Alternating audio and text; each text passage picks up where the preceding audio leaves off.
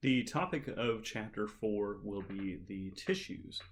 So recall in Chapter 1, we were introduced to the chemical level. Now, in the chemical level, we had molecules that were composed of atoms that were united by chemical bonds. Chapter 3 showed us that organelles are made from many molecules, and it is these organelles that compose cells. So here we're going to see that many cells make up a tissue. So indeed, we define a tissue as groups of similar cells with a common or related function. And because we'll be studying tissues, we're going to use this term histology here. So the study of tissues is known as histology. So the tissues that we see in the textbook are not how they look when they are in the body. So first we have to extract or biopsy those tissues. The biopsied tissues are then sliced very thin, so we're talking thinner than a human hair here, within a device that contains a special type of knife. These tissue slices that are formed from this process are lacking in color because they are extremely thin. And so what we have to do, because they're very thin, is that we have to fix them in chemicals like formaldehyde. Now, fixing involves preserving their structure. So once their structure is preserved, we can then apply stains or dyes to these tissues to add color to them and enhance their contrast between things like the plasma membrane, the cytoplasm, and the organelles that are inside of the cells of that tissue. So these are what we are seeing under the microscope then, is these tissues that have been sliced, fixed, and stained. So recall in Chapter 1, we briefly introduced you to the 4 tissue types. Let's review those again real briefly here. So recall that we had nervous tissue, muscular tissue, epithelial tissue, and connective tissue. Now, nervous tissue's function was internal communication, so things like the brain, the spinal cord, and the nerves that emerge from the brain and spinal cord all contain nervous tissue. The function of the muscular tissues was to contract or shorten and produce movement, so things like the skeletal muscles, which are the muscles that are attached to the bones of our body that help produce movement of the skeleton. We have cardiac muscle, which is only found in the heart, and it helps to pump blood through the cardiovascular system when it contracts. And we also have smooth muscle that's found in the walls of many hollow organs like the digestive system, the urinary system, the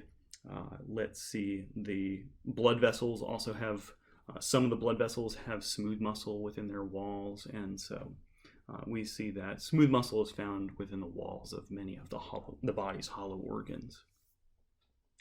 Epithelial tissues are the tissues that form boundaries, usually between internal and external. So epithelial tissues are found at the body's boundaries, and epithelial tissues help to protect, mostly to help protect, but they also perform functions like secreting, absorbing, and filtering. So for example, we have epithelial tissues that line the internal surfaces of the organs of the digestive system. A number of glands are made out of epithelial tissues, so things like the pancreas, which we'll study pretty heavily in later chapters within this class. We'll look at glands, and all glands are made of epithelial tissues. In addition to the skin, so in a few chapters here we'll see that the epidermis, which is the outermost layer of our skin, is made of an epithelial tissue. And last but not least, we have the connective tissues, which, as their name implies, they are binding and connecting all of the tissues together within the body. But they also have functions like support and protection. So things like bones, which are our internal support framework, help support and protect us. Connective tissues like tendons unite muscles to bones. And then we also see fat or adipose tissue and other soft padding and protective tissues within the connective tissues. So here let's focus real briefly on the epithelial tissues before we move on to the other tissue types. So we have, among the epithelial tissues, we have two different types of epithelia. We have the epithelia that form coverings and linings, and the epithelia that form glands. Now, the functions of the epithelia that form coverings and linings are things like protection, absorption, filtration, excretion, which means that these tissues aid in removing waste, and also sensory reception as well, as the epithelial tissues that form coverings and linings often have a number of sensory receptors within them. On the other hand, here we have the epithelial tissue that form glands. Now, the function of epithelial tissue that form glands is to secrete. Now, this term secrete means that the gland cells are going to be producing a substance, and then they are going to be passing that substance to the external surface of the body, or they're going to be passing that substance into a body cavity or lining. So we have the two epithelial tissue types that differ in their function. But among these two epithelial tissue types, they all have the same, all of these epithelial tissues share these same characteristics. So let's look at the general characteristics of epithelial tissues. So no matter what type of epithelia, whether it's a covering and lining or a gland type of epithelial tissue, both of these epithelial tissue types have the same characteristics and the same attributes. So these 5 attributes are polarity, specialized contacts, epithelia are always supported by connective tissues underneath. Epithelial tissues are always avascular, but they are innervated, and we'll talk about these two terms in a second here. And epithelial tissues have a high capacity for regeneration as well. So let's look at polarity.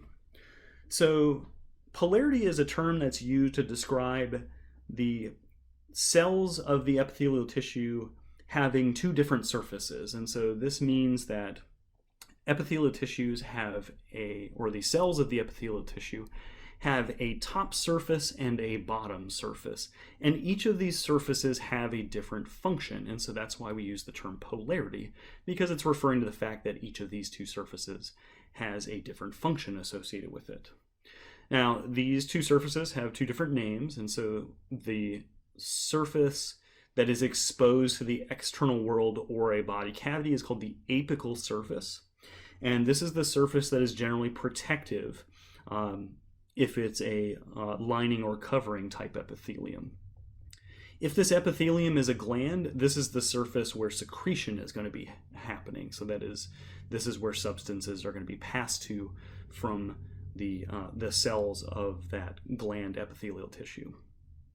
The second surface here is a surface called a basal surface, and the basal surface is the deep surface of the epithelial tissue. And the basal surface faces or binds to the connective tissue that's underneath it. So we'll see here that all epithelial tissues have a connective tissue directly underneath them. And we'll see why that is as well. So the basal surface of our epithelial tissue attaches to a structure called the basal lamina. Now, the basal lamina is an adhesive, essentially a glycoprotein or a sugar protein sheet that helps bind and glue that epithelial tissue to the connective tissue that's underneath it. So the basal lamina is a special type of glycoprotein that's made by the basal surface of our epithelial tissue, and it helps unite those two tissues together, right? So we see that epithelial tissues also have specialized contacts, and what this means is that the cells of the epithelia need to fit snugly or tightly together, as many epithelia need to function as one continuous sheet of cells. So yes, epithelial tissues are made of lots of individual cells, but these cells need to behave as though they were one solid mass or unit, right? So epithelial tissues often have these specialized cell-cell junctions that help connect to them together. And so that's what we're referring to when we mean specialized contacts here. So specialized contact points help bind and connect adjacent epithelial cells together. So we have tight junctions, which help prevent fluids and materials from leaking between the plasma membranes of two adjacent epithelial cells and getting down to the deeper tissues here. But these specialized contacts also include desmosomes, and desmosomes are a really helpful cell-cell junction when we want to make sure that these adjacent cells are not going to be pulled apart from one another. So desmosomes really help to bind two adjacent cells of an epithelial tissue together so that they can function as one unit without worrying about tearing or ripping. So those are our specialized contacts. All epithelial tissues are supported by a connective tissue underneath. So the basal surface of our epithelial tissue here always faces toward a connective tissue layer that's underneath. So recall that we had discussed the basal lamina that's produced by the basal surface of the epithelial tissue. This basal lamina is fused to another structure here called the reticular lamina. And the reticular lamina is essentially a glue-like layer that's made by the connective tissue underneath. So this reticular lamina is actually produced by the deeper connective tissue that's associated with this epithelial tissue here. So together, this basal lamina and this reticular lamina are collectively called the basement membrane. And the basement membrane really kind of behaves as the glue that anchors this epithelium to this connective tissue underneath. So it's making sure, the basement membrane's job here is making sure that this epithelial tissue always stays connected or bound to this connective tissue here. The epithelial tissues are avascular, which means that they lack blood vessels. So you're probably familiar with this if you have a really shallow paper cut, which only cuts the epidermis or epithelial tissue of your skin. And so with those really shallow paper cuts, often they don't bleed. And when they don't bleed, that means that you just cut through the epithelial tissue, but not through any of the connective tissue underneath. And the reason it doesn't bleed is because epithelial tissues don't have any blood vessels in them.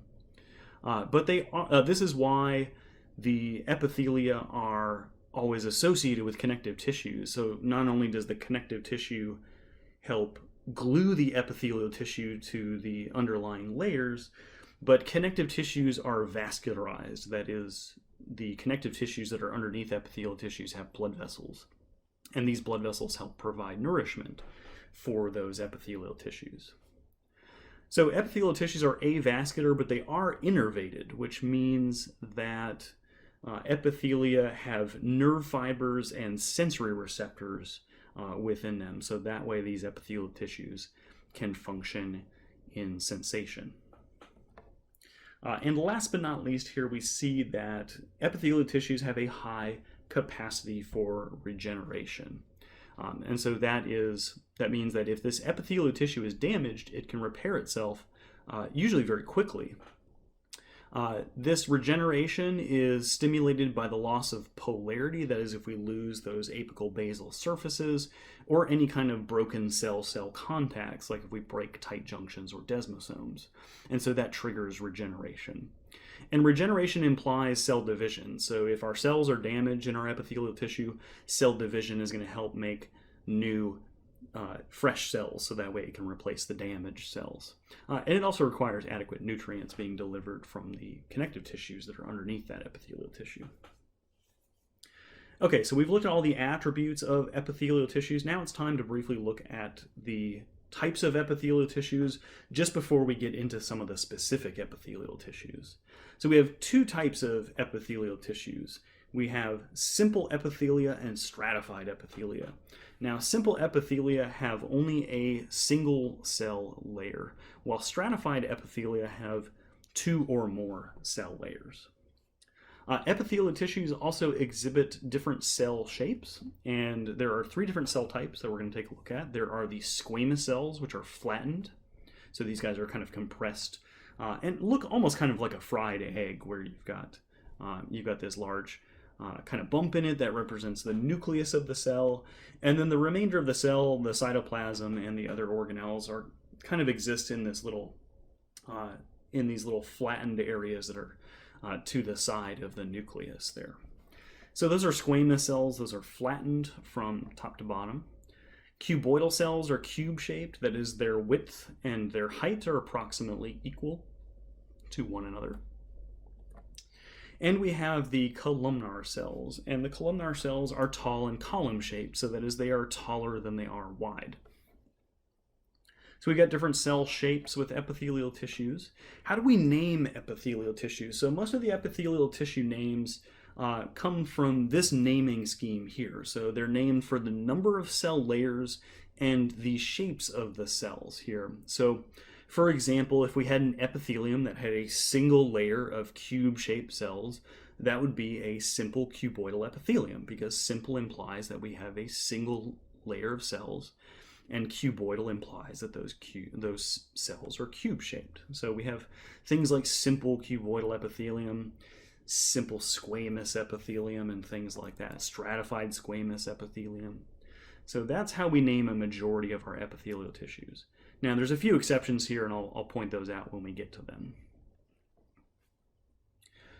The stratified epithelia, because we have many layers of cells within them, and the cells tend to change shape as we look at the different layers of cells. That is, cells in the deeper layers tend to be a different shape than the cells at the more superficial layers.